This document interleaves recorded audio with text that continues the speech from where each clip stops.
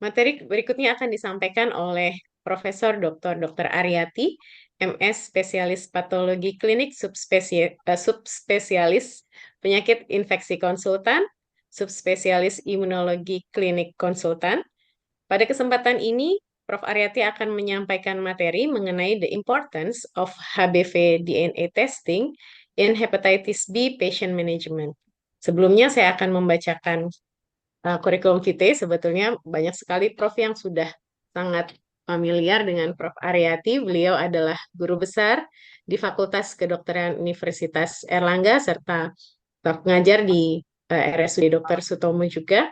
Saat ini beliau memiliki amanah yang sangat banyak. Salah satunya adalah sebagai Ketua Umum, Pengurus Pusat PDS Patklin, serta KPS Subspesialis Patologi Klinik di Fakultas Kedokteran Universitas Erlangga.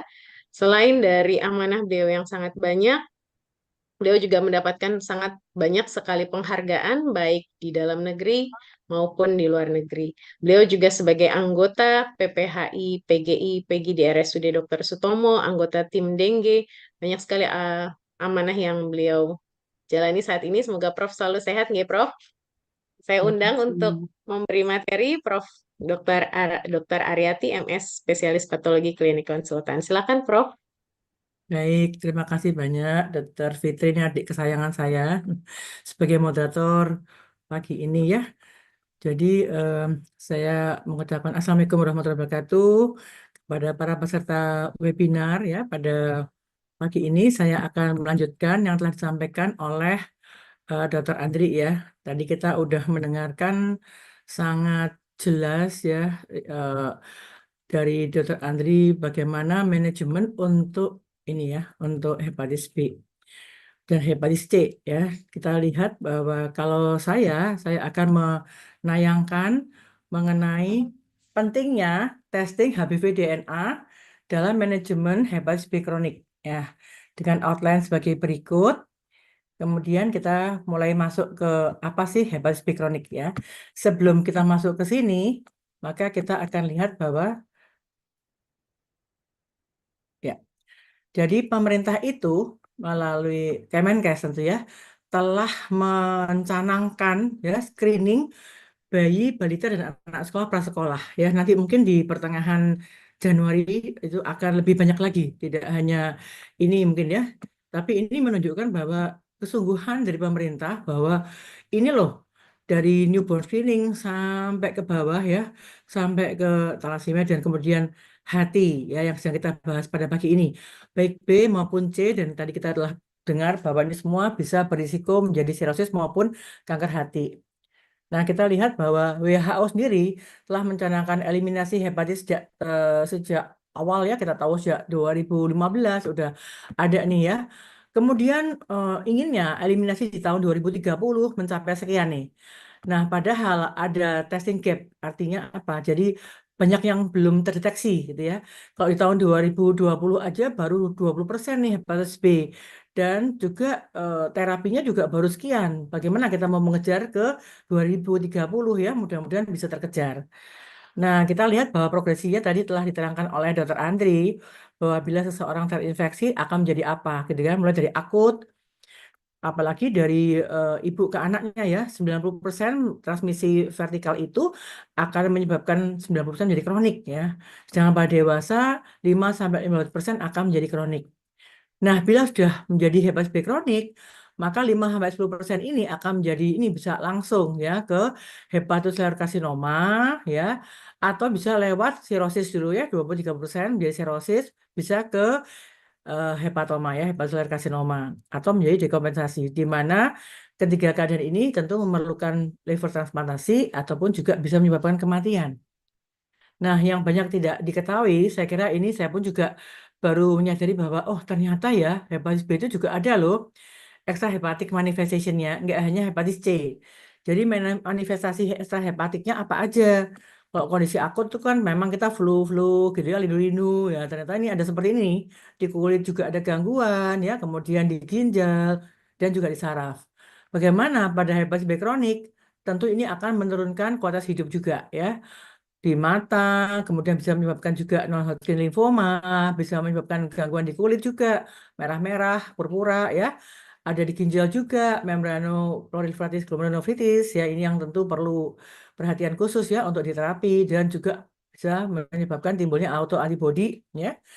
Nah, kalau kita melihat kriteria HBK itu telah dicanangkan oleh Eropa ya, IASL atau Amerika ASLD ya, dan juga PPHI sendiri, Perhimpunan Peneliti Hati Indonesia di tahun 2017, dan kemudian dimasukkan ke dalam PNPK, Pedoman Nasional Pelayanan Kedokteran untuk hepatitis B dari Keputusan Menteri Kesehatan di tahun 2019. Apa aja kriterianya ya? Jadi yang dinamakan kronik itu bila di HbS nya diperiksa sekarang dan 6 bulan kemudian tetap positif lebih dari 6 bulan. Atau HBV DNA serumnya lebih dari 2 kali 10 pangkat 4 ya, EU per mililiter. Tetapi kalau kita lihat status HbAg-nya ya, HbAg-nya tuh lebih rendah tuh 2 kali 10 pangkat 3 sampai 2 kali 10 pangkat 4. Dan kemudian juga peningkatan SGPT yang persisten maupun intermittent. Dan kemudian biopsi hati itu menunjukkan hepatitis kronik dengan derajat nekroinflamasi yang sedang sampai dengan berat ya. Ini telah dicanangkan sampai 2019 sampai sekarang masih tidak berubah. Nah, selanjutnya ini adalah nomenklatur yang baru. Menurut Eropa, IASL 2017 yang juga kemudian kita adopsi juga ya, bahwa fase hepatitis B kronik ini ada 5 ya, ada 5 fase. Kalau kita tahu dulu kita kenal dengan istilah imun toleran, imun reaktif ya, inaktif, kemudian HbAg negatif ya. Ini kita lihat langsung dari ini aja. Jadi kalau ada hepatitis B kronik itu harus periksa HbAg-nya ya. HbAg-nya itu positif atau negatif ya. Kalau positif ada 2 fase nih ya, infeksi kronik atau hepatitis kronik. Kalau HbAg negatif juga 2 fase, infeksi kronik atau hepatitis kronik. Nah, yang birunya tua ini bahaya nih ya. Yang birunya tua 2 dan 4 ini dia bisa menyebabkan ini gangguan di livernya tuh moderate sampai dengan severe. Jadi fibrosisnya berat nih ya, sedang sampai berat. Yang 2 dan 4. Sedangkan yang 1 dan 3 kita lihat ya, walaupun HbSAg kuantinya tuh tinggi. Ini kalau nggak pakai kuanti nggak bisa nih ya. Tinggi gitu ya. HbVDN-nya tinggi gitu ya. Tetapi ternyata SGBT normal, tapi liver disease-nya gangguan di livernya masih minimal ya, masih bahkan bisa nggak ada. Tapi kalau udah fase 2 nih ya langsung moderate atau severe. Kalau fase 3 ini yang membawa yang carrier, kita bilang carrier itu ya. Jadi HbSAg-nya ada positif, HbVDN-nya rendah ya di bawah 2 kali 10 pangkat 4. 2 kali 10 pangkat 3 ya 2000 ya. Nah, kemudian ini nggak ada apa-apa. Dia membawa nih inaktif ya. Dia membawa carrier. Tapi ada fase kelima yang namanya resolve ya. Fase kelima ini yang sering kita juga sebut sebagai OBI, Occult Hepatitis B Infection ya. Di mana yang kita fokuskan di hari ini yaitu di HBV DNA-nya. Penting banget nih memeriksa HBV DNA untuk melihat fase-fase yang mana, gitu ya, fase-fase yang mana dari hepatitis B kronik ini. Kalau kita melihat perjalanannya dan bagaimana kita dapat mendeteksi labnya gitu ya. Jadi ada fase di mana namanya fase eclipse, segala macam modalitas infeksi nggak bisa ya, modalitas untuk laboratorium nggak bisa mendeteksi itu ya. Kalau misalnya kita lihat nih, terinfeksi, HPV DNA nggak akan positif, tunggu dulu ya. Masih ada fase di mana dia masih dalam fase eclipse di jaringan, kemudian kita baru lihat di sirkulasi. HPV DNA baru terdeteksi di hari ke-15. Tapi kalau menunggu HbSAg telat nih ya, baru hari ke-30. Nah, bila kemudian semua sudah mulai turun, seret gitu ya, ada yang namanya okut. Nah, ini yang bahaya ya. Memang betul anti HBC bisa positif, tapi HBV DNA-nya bisa plus minus tergantung juga kita menggunakan alat yang serendah apa LOD-nya, ya limit of detection-nya. Ya. Nah, manajemen hepatitis B kronik ini kita lihat ya, mulai dari terinfeksi itu, oh ada terinfeksi nih gitu. Tunggu dulu, HbSAg-nya positif, tunggu 6 bulan kemudian masih positif. Nah, ini bisa nih pakai kuali ya. Tapi kalau udah mulai kita monitor sesuai dengan tema hari ini, nggak bisa lagi pakai kuali, harus pakai yang kuanti, HBV DNA-nya. Di samping itu juga ada HbSAg kuanti, kemudian juga ada HbEAg tadi untuk menentukan statusnya yang mana ya. Apakah HbAg-nya positif ataukah negatif gitu kan. Kemudian SGPT atau ALT dan penilaian dari fibrosis tadi yang telah diterangkan oleh Dr. Andri ya. Bisa menggunakan APRI ya. Memang sebaiknya kita menggunakan fibroscan kalau ada ya. Kemudian untuk menentukan apakah risiko hepatocellular carcinoma ataukah reaktivasi ya, pada kondisi imunokompromis, takutnya dari reaktivasi, kemudian adanya manifestasi tadi yang ekstrahepatik gitu ya. Dan tentu juga risiko transmisi. Sedangkan kita lihat bagaimana monitoringnya gitu ya. Apakah kita menggunakan nukleoside, apakah klinisi menggunakan nukleoside analog ya seperti atikavir, tenofovir gitu ya, ataukah menggunakan penggetar interferon. Nah, ini semua memerlukan HBV DNA gitu. HBV DNA itu kita lihat yang sebelah kiri ya bersama-sama dengan SGPT ya untuk menilai monitoring dari NTKV nukleus analog, dan yang sebelah kanan itu ada mulai dari full blood count-nya ya, CBC-nya dan lengkapnya, SGPT, kemudian ini ya HBV DNA dan HBsAg level, HBsAg kuanti maksudnya. Jadi HBV DNA sini penting untuk memulai terapi, monitoring, dan ini ya mengakhiri. Tadi ada istilah SVR tadi yang disampaikan oleh Dr. Andri ya. Nah, respon terapi ini ada 3. Ada virologis yang kita bahas hari ini, HBV DNA, ataukah tadi kita melihat dulu nih, status pasien tadi HbAg-nya bagaimana, apakah positif ataukah negatif, dan HBsAg-nya kuanti. Nah, di samping itu ya, kita juga tentu memerlukan pemeriksaan SGOT, AST, atau SGPT, atau ALT. Ya. Nah, kita lihat bahwa ini adalah suatu jurnal ya di tahun 2016 yang menunjukkan summary dari apa aja sih tes yang dipakai untuk melihat monitoring maupun prognostik dari perjalanan hepatitis B ini ya. Mulai dari HbAg, dan kita tahu bahwa udah ada vendor yang memiliki HbAg nggak hanya kuali tapi juga kuanti gitu ya. Anti HbE, kemudian ini nih, HbCG kuanti ya. Kemudian ada anti HbC gitu kan. Kuanti pun juga ada ya walaupun belum masuk Indonesia. Kemudian bentar HbC Ag kuanti ya anti HbC ya. Kemudian ini yang dikatakan sebetulnya kalau mau mengetahui apakah ya tadi HBV DNA yang terintegrasi di dalam liver itu, kita kan sulit tuh menentukan CCC DNA-nya. Saat ini dikatakan masih menggunakan HbCG kuanti. Tapi sesungguhnya lebih baik kalau kita menggunakan ini HbC ya correlated antigen yang kuanti, ini dikatakan bereaksi bisa menilai kondisi hepatitis B di dalam liver ya yang namanya circulating covalent ini ya sirkulasi DNA level ya CCC DNA. Nah, ini penting karena apa? Sebetulnya untuk melihat di bawah di dalam itu tuh masih ada nggak sih hepatitis B-nya yang terintegrasi tadi ya. Kemudian ada HBV DNA yang kita bahas hari ini ya, kemudian HBV polimerase gennya, kemudian berbagai mutasi dan genotipenya ya. Nah, kalau kita melihat ya kualitatif HBV DNA nggak bisa sendirian nih ya.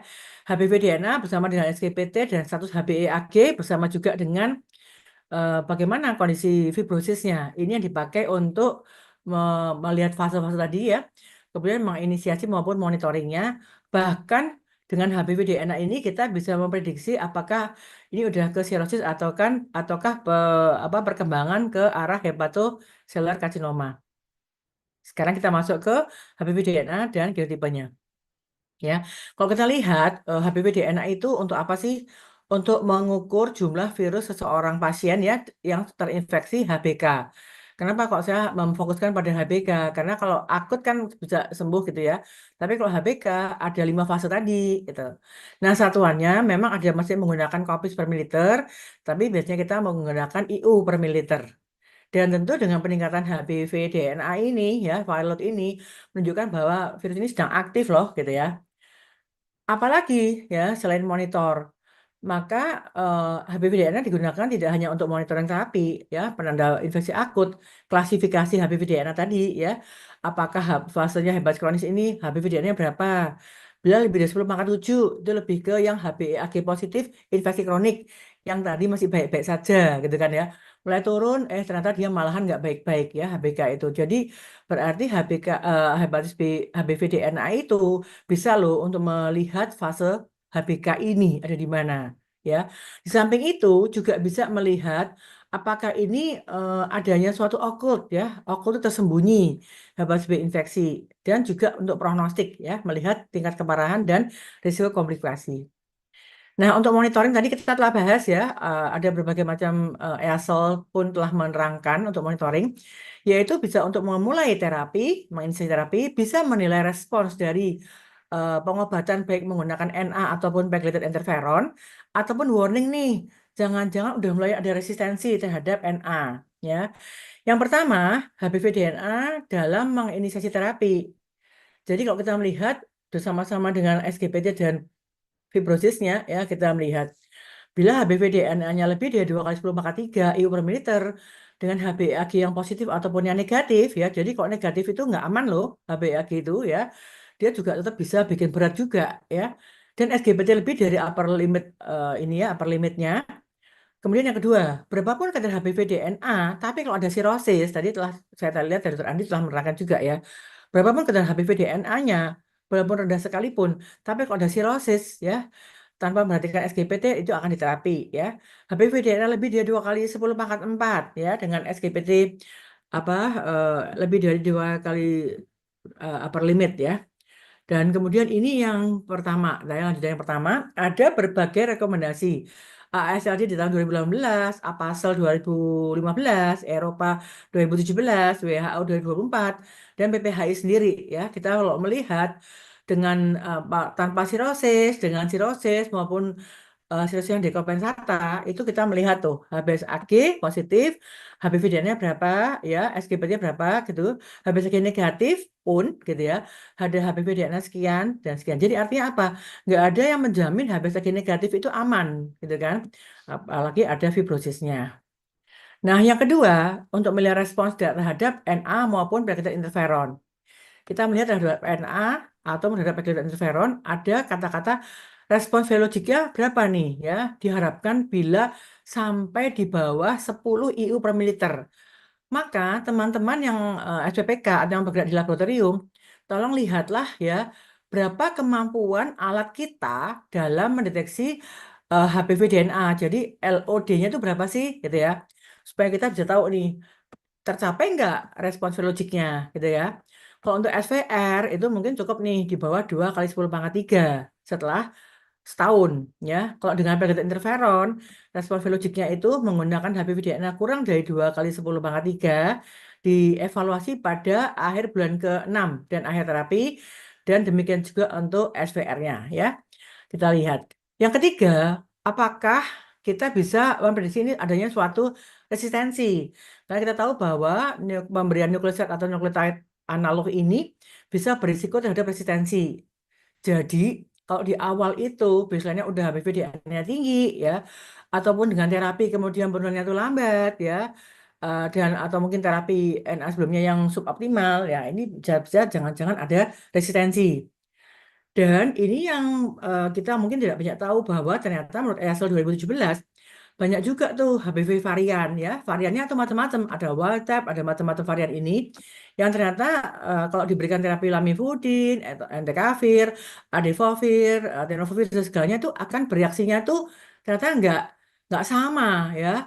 Nggak sama, ada yang resisten, ada yang sensitif dan sebagainya. Ya, ini yang memang kita belum bisa ya melihat di sini untuk melihat variannya untuk secara pelayanan ya belum bisa ya, hanya pada penelitian. Kemudian juga fungsinya dia sebagai prognostik. Prognostik kita lihat pada kondisi HPV DNA lebih dari 10 pangkat 4 kopi per mililiter itu dikatakan bisa meningkatkan risiko hepatocellular karsinoma sampai 17 kali dan peningkatan risiko untuk sirosis sampai 39 kali ya. Jadi berarti HPV DNA juga bisa nih dipakai untuk prognostik. Ya. Nah, yang OBI yaitu occult hepatitis B ya, infection. Tadi kita telah mendengarkan bahwa di awal itu ada pembagian 5 hepatitis B kronik ya, di mana yang terakhir itu yang namanya resolve itu ternyata itu bisa menyebabkan itu suatu OBI. Nah, OBI sendiri itu apa ya? Kondisi di mana HbSAg itu negatif ya, dengan kadar HBV-DNA rendah, bahkan bisa nggak terdeteksi ya. Pada seropositif itu bisa aja masih kita deteksi anti HBC-nya. Tapi kalau pada seronegatif itu nggak ada sama sekali gitu ya. Kalau seropositif anti HBC, bisa anti HBs ya. HPV-DNA bisa terdeteksi ataupun enggak juga tergantung dari LOD dari alat yang digunakan oleh teman-teman ini ya. Nah, yang penting adalah pada OBI ini ternyata di dalam livernya masih dijumpai cccDNA. Tadi yang saya katakan bahwa kalau saja kita punya HBCR AG ya, yang hepatitis B correlated itu ya. Nah, itu bisa menunjukkan adanya sisi DNA. Di samping sekarang masih menggunakan HbA1c kuanti untuk melihat sisi DNA. Nah, seropositif dan negatif ini, kalau yang positif dikatakan itu bisa karena resolusi tadi ya, pada kondisi akut, kemudian pada kondisi kronik ya. Dan kemudian kalau pada seronegatif itu progresifnya cepat sekali. Nah, ini yang memang bahayanya kalau mau BI ini memang ditakutkan pada transfusi ya. Mereka-mereka yang ternyata dikatakan negatif, wah akhirnya mereka transfusi. Padahal sesungguhnya mereka bisa menyebabkan risiko kalau ditransfusikan ya. Nah, juga bisa menyebabkan reaktivasi pada mereka yang immunokompromis. Nah, kelanjutannya adalah tadi yang telah saya terangkan OBI tadi ada yang seropositif, ada yang seronegatif. Dikatakan bila HBV DNA di bawah 2 kali 10 pangkat 2, di bawah 200 ya. Nah, bisa karena akut, bisa karena kronik ya. Nah, kemudian kalau primary juga bisa terjadi ya, yang seronegatif tadi itu.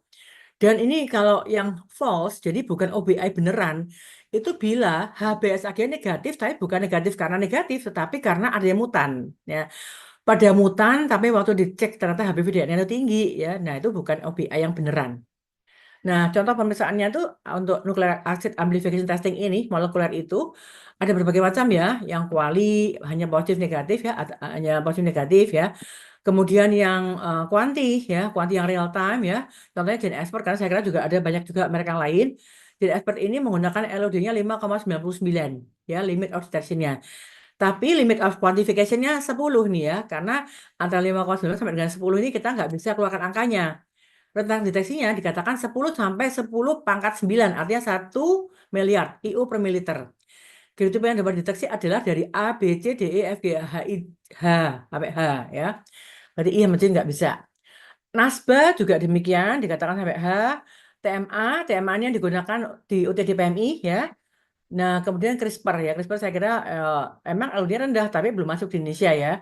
Dia bahkan bisa mendeteksi sampai dengan mutasi. Bagaimana dengan GenExpert? Kita tahu bahwa GenExpert itu menggunakan real time ya, menggunakan real time tentu dengan hasil kuanti, mau pakai whole blood ataukah plasma ataukah serum ya. Ini ada suhu penyimpanannya berapa, bertahannya sampai 7 hari ya, kalau minus 80 sampai 6 minggu gitu ya. Nah, ini prosedurnya saya kira nggak akan saya terangkan, biasa sangat simpel sekali, waktunya bisa sampai sebenarnya hanya 1 jam aja ya, memang nggak lama-lama ya. Kemudian hasilnya hanya terdeteksi ataupun tidak terdeteksi ya. Kuantinya berapa ya? Kuantinya apakah 550 IU per mililiter ya ataukah tidak terdeteksi ya. Ini contoh berbagai macam hasil ya. Kalau misalnya kita lihat nih di bawah 10 ya akan dikatakan terdeteksi di bawah 10 gitu ya. Karena ini LO LOQ-nya ya, LOQ sekian. Nah, limit of deteksinya 5,99 jadi expert ya. Tapi batas linearitasnya dengan alat itu 10. Artinya misalnya 6 atau 8 itu kita laporkan di bawah 10 IU per mililiter ya. Sedangkan kalau ini 6,66 kali 10 pangkat 4 gitu ya. Sedangkan dia mampu deteksi sampai 10 pangkat 9, 1 miliar. Di atas 10 pangkat 9 lebih dari 10 pangkat 9 gitu ya. Nah, kemudian tentu kalau tadi saya telah terangkan antara LOD dan LQ tidak boleh keluar angkanya ya. Jadi bila hasil di atas nilai tentu dia akan mengatakan di atas 10 pangkat 9 gitu aja ya. Nah, tentu kalau ada hasil invalid ataupun error nggak boleh dikeluarkan, harus diulang. Kita lihat sekarang genotipenya. Ada A, B, C, D, E, F, G, H, I, J. Ya, J itu Jepang. Jadi kok kebetulan Jepang ya, C Jepang. Nah, 66% menurut Prof. Mulyanto tahun 2009 itu dominasi oleh hepatitis genotipe B. Ya. Kemudian B, C, baru D, dan A. Nah, menurut Meta ini ya, Meta Dewi Teja 2011 mengatakan juga sama genotipe B yang terbanyak dominasinya, kemudian baru genotipe C ya. Ini ada berbagai penelitian di Bali, di Lombok, Sumba, Flores ya. Ternyata yang biru ini yang B yang paling banyak gitu ya. Kemudian yang merah itu yang C ya. Kemudian ada juga yang D. Nah, apa sih gunanya gitu? Kalau kita lihat ya, ini ada A, B, C, D, F, G, H, I, J. Ada berbagai macam serotipenya juga, ada subtype-nya juga ya. Indonesia itu lebih banyak di B ini ya, di B dan C ya, walaupun juga ada D dan sedikit di A ya, A dan D sedikit ya. Nah, apa bedanya sih antara A, B, C, D, E, F, G, H, I, J ya? Ternyata ini kalau B dan C ini bisa juga nih paling banyak dari ibu ke anaknya, B dan C ya. Kalau A sama D sama E dan C enggak horizontal. Tendensi kronisitas itu yang C lebih tinggi dan A ya. Kemudian positivitas dari HbA1ag-nya juga di C dan ini ya bisa dibaca sendiri ya. Kita bisa lihat bahwa ternyata outcome-nya respons terhadap gamma interferon terhadap Na-nya lebih baik pada B ya respon pengobatannya. Berarti penting nggak? Penting juga ya kayaknya ya, tapi nggak ada di dalam lab layanan untuk genotipe B ini ya. Dia juga bisa melihat adanya berbagai mutasi ya pada A, B, C, D ini. Nah, kalau kita lihat HbA1g yang positif dengan terapi pegatan interferon, ternyata yang genotipe A ini lebih baik, baru yang B, C, dan terakhir D, ya. Dan ternyata pada mereka yang HCC dan sirosis ini banyak jumpai pada genotipe C dan D. Dan tentu yang genotipe C ini yang tadi kita lihat bahwa dia bahaya risiko hepatocellular dan ternyata HBV DNA-nya juga tinggi. Ya, nah bagaimana dengan Gen Expert? Gen Expert bisa mendeteksi sampai H, ya. Nah dengan A itu dengan serum paket untuk genotipe A ternyata 5,99 ini yang A ya. Sedangkan untuk B, C, D, E, F, G, H itu bisa kurang dari 5 ternyata juga dengan menggunakan Gen Expert ya. Nah, kemudian kita lihat nih, apa aja nih awareness yang harus kita perhatikan. Kita harus memperhatikan itu kemungkinan ada nggak nih false positive atau false negative ya. Bisa nih, tentu kalau kita sudah berhati-hati ya, kita mengerjakannya jangan di banyak orang lalu lalang di sana ya. Tentu bisa nih kita lihat ya, memang kalau menggunakan di dalamnya BSC lebih baik ya, ada panduan seperti itu ya. Tetapi kalau emang ruangan itu cukup apa ya, cukup sepi, baik ya sudah kita lakukan pemisahan preanalitiknya ya, preanalitik apa? Antarumnya, sorry, antarumnya. Tentu kita tidak ada orang lalu lalang di sana ya. Perhatikan bahwa ini bisa kita eliminasi untuk preanalitiknya dan HPDNA tentu seperti pada halnya molekul yang lain bisa juga karena sisa material genetik dan adanya ditakutkan carry over. Mudah-mudahan ini nggak terjadi kalau kita udah perhatikan dengan baik ya. False negatifnya tadi yang saya katakan, kalau kita gunakan tidak terlalu rendah ya. Dulu saya pernah menggunakan alat yang ternyata terdahnya tuh 400 IU per mililiter ya. Tertingginya 10/6. Nah, dengan berkembangnya ini ya, berkembangnya teknologi, kemudian ada sampai terendahnya sampai 5,99 tadi ya. Tapi perhatikan ya, yang dipakai oleh teman-teman sekalian itu di berapa LOD-nya ya. Kemudian adanya inhibitor yang menghambat proses RT-PCR ini, dan tadi yang kita katakan bahwa genotipe virus dengue ini, genotipe virus HBV ini juga mempengaruhi ya hasil. Nah, sebagai take home message ya, jadi kita lihat bahwa HBK ini ada 5 fase ya. Kalau tadi kita lihat di EASL 2017, fase yang HbA1g positif, ada infeksi kronik, dan ada hepatitis kronik. Untuk yang status HbA1g yang negatif, ada infeksi kronik dan ada hepatitis kronik. Dan kemudian yang kelima adalah resolve ya, di mana HBV DNA-nya rendah di bawah 10 IU per mililiter ya. Di bawah 10 IU per mililiter dan kemudian itu yang dikatakan sebagai OBI ya. Manajemen hepatitis B kronik membutuhkan pemeriksaan lab HBsAg yang kuali maupun yang kuanti ya. SGPT, HBV DNA, HbA1g, serta penilaian fibrosisnya. Ya, tentu dengan menggunakan fibroscan atau kalau nggak ada bisa menggunakan APRI, ada FIB4, ada macam-macam ya. Ada macam-macam juga di lab sekarang sudah berkembang berbagai macam penilaian apa untuk rasio tadi ya, menggunakan pemeriksaan lab ya yang bisa dipakai untuk penilaian fibrosis. Yang ketiga, HBV DNA itu berperan untuk penanda infeksi akut, klasifikasi HBK yang 5 tadi ya, monitoring terapi yang 3 tadi untuk memulai inisiasi terapi ya, kemudian adanya itu ya respon pengobatan dan kemudian adanya resistensi.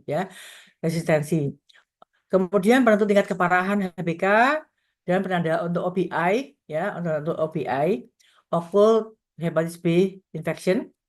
Yang keempat, metode HBV DNA itu bisa dikerjakan dengan berbagai macam metode ya, apakah itu PCR, real time PCR ya, kuantitatif, real time PCR, Transcription Mediated Amplification TMA yang banyak digunakan di OTD PMI, ya, NASBAR maupun CRISPR.